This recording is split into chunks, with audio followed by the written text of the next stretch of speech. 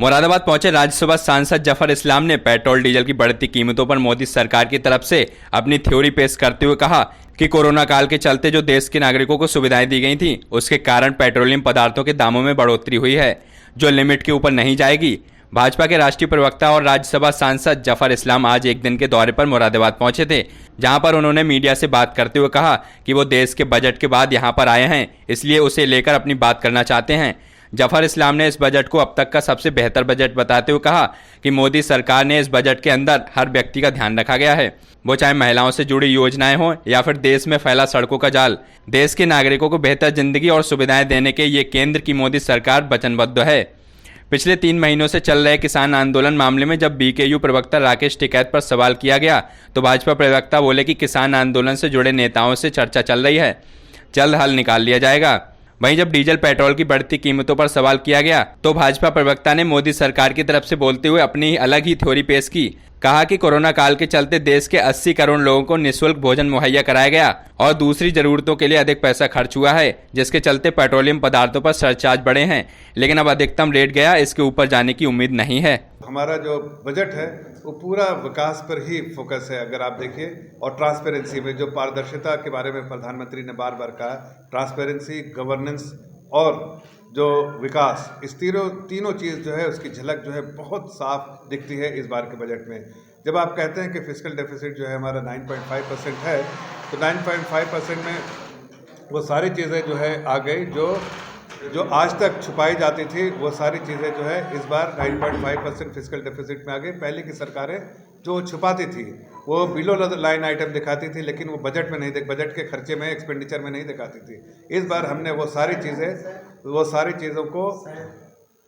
चीज़ों को हमने इस बार जो है वो बजट के खर्चे में दिखाया, एक्सपेंडिचर साइड में दिखा दिया, ताकि ये पारदर्शिता हो, देश के और दुनिया के लोग जाने कि आज के दिन में सरकार में कितना खर्चा हो रहा है और सरकार की आमदनी कितनी है।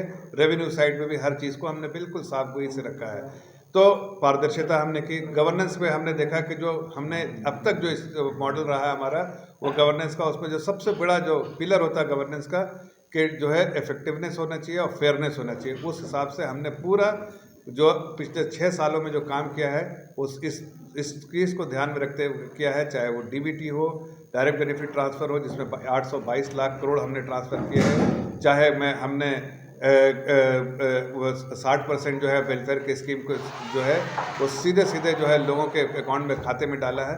उससे समझ में आता है कि हम बिल्कुल ट्रांसपेरेंसी के साथ जिन लोगों को पहुंचना चाहिए उन लोगों को हमने पहुंचाया है। इफेक्टिव रहा है हमारा मॉडल और फेयरनेस रहा है। हमने कोई भेदभाव नहीं किया, चाहे वो किसी समुदाय का हो, किसी समाज का हो, किसी वर्ग का हो, किसी पूजा पद्धति का हो, किसी भगवान में आस्था रखता हो, हमने कभी नहीं देखा। अगर आप उठा के देखिए वेलफेयर स्कीम, जो प्रधानमंत्री की जो जन कल्याणकारी योजनाएं हैं, उनका अगर लाभ जो है वो मिला है, किन लोगों को मिला है? वो मिला है उन लोगों को जो उसके लिए डिजर्विंग थे।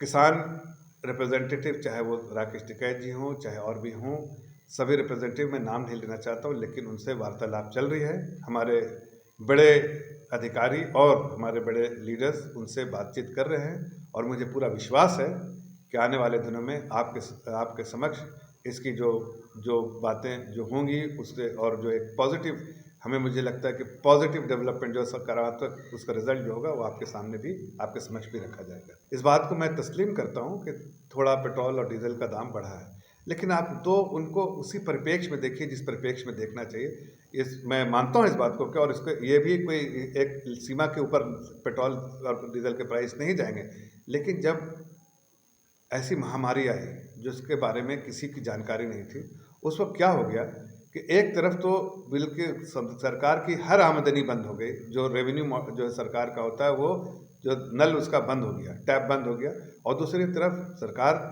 कल्याणकारी योजनाओं के बारे में बराबर सोचती, जनता के बारे में सोचती, गरीबों के बारे में। ये हमारे सरकार की नीति है कि एक गरीब आदमी कभी भूखा ना रहे। इसलिए हमने 1,95,000 करोड़ का सबसे पहले जो है हमने जो गरीबों के लिए कल्याणकारी योजनाएं इमीडिएटली जो है महामारी में अनाउंस किया। पूरे महामारी के समय 27 लाख करोड़ का पैकेज अनाउंस किया।